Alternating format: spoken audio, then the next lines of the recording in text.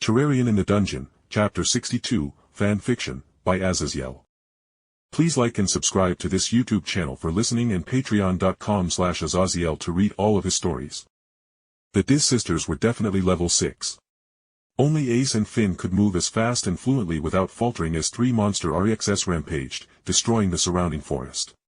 But regardless of their higher level, my hit-and-run tactics with a minigun of all things led to them getting shot a few times as they couldn't dodge or block every bullet while still keep moving. Unfortunately, my simple musket ball rounds only gave the level 6 wearing only thin dancers' clothes dark bruises as their hardened adventurer flesh repelled the metal balls like they were instead non-lethal rubber ones. "Damn it, just let us go, you bastard." Vina the dark elf screeched as I used my grappling hook to zip away from her as I switched from my minigun to shoot at her with my magnet cannon, making her screech as the maser-like gun shot a circular ring of air that was superheated and chock full of electromagnetic energy, so when it collided it basically acted like getting shot with both a bolt of lightning and getting a boulder slammed into you for an instant.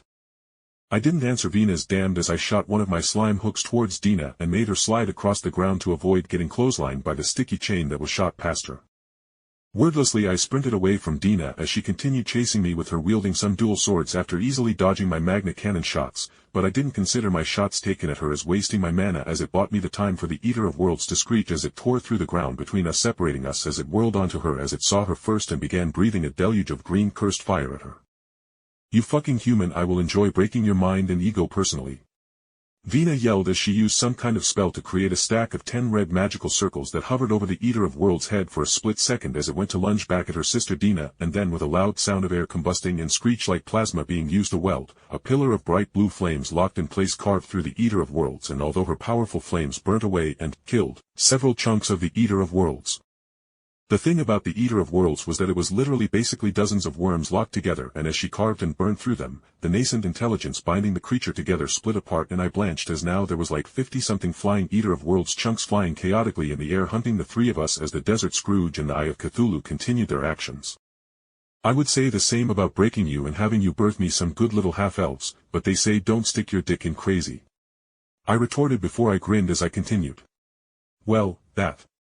And you two are old spinsters incapable of actually finding a man who wants even a twin-paired deal like you two," I said viciously, as although I didn't know how old they were, being elves and all. But as their bloodlust spiked, Dina the dual-wielding swordsman screeched and literally carved through the Eye of Cthulhu that was between her and me. I realized I hit a berserk button. But as she came within feet of me, she was smashed into the ground by the multi-ton weight of the Sand Scrooge, who, like a boot on an insect, dragged its armored and scaled form over her form as it turned to rush towards her sister Vina. "Dina, get up!" Vina yelled as Dina blankly got up, and my vision became white as an all-consuming deluge of lightning hit the widespread boss as I recognized Hadine's chain lightning spell that was also aimed at Dina, who with unseen before speed rolled and all but flew across the ground as she grabbed her sister and took off at a sprinting speed faster than anything I had seen before. But my snarl at them running away into the endless forest was cut off as the Desert Scrooge had to be killed along with the Eye of Cthulhu as Hadine's lightning spell bounced between the two of them and killing the far more fragile Eater of Worlds chunks that couldn't withstand the full might of one of the strongest mages in Rio unloading on its singular segments.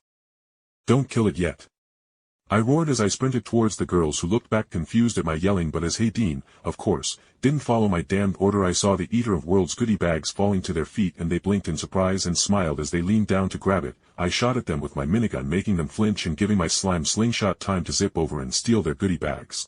"Fuck you bitches, you get nothing," I yelled triumphantly as the other two bosses died in less than 5 seconds as Otter and Hadine pincered around the two Evelys girls, who just rolled their eyes at the Freya members collapsing around them.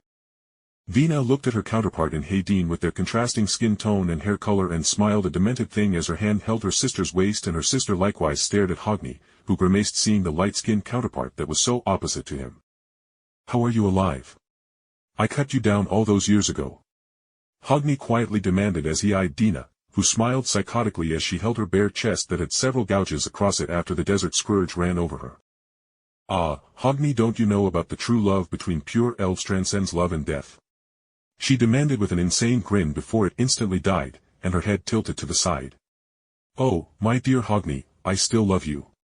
But after you tested my love, I will do the same, and if you come back after I kill you like I did, I will love you forevermore, my darling," she crowed as she all but panted with her blue eyes turned a glowing red, making me frown at how it was so alike to the dungeon monster's red eyes. I felt a bit like a third wheel as the Freya elves squared up with the Dis sisters, but as I stowed away the Eater of Worlds and the rest of the bags, I saw and heard the Psycho twin girls sigh in unison as they eyed Hogni and Hadine. Well, obviously we failed our mission, so toodles. They said with false cheeriness as they threw me a childish look of annoyance in my direction as they walked away, and before I could shout or do anything to stop them the earth shook as a literal army of large plant monsters broke through the ground beneath us, and I snarled as Freya's adventurers were hemmed in as the army of what I knew to be Violas surrounded us. Fuck it. Hold on to me so I can get us out of here. We have no idea how many of these things there are. I said tiredly as the Freya adventurers likewise bore nasty looks before they looked to Otter for his opinion. Lady Freya ordered us to escort Jake home and do some shopping for her at Jake's shop.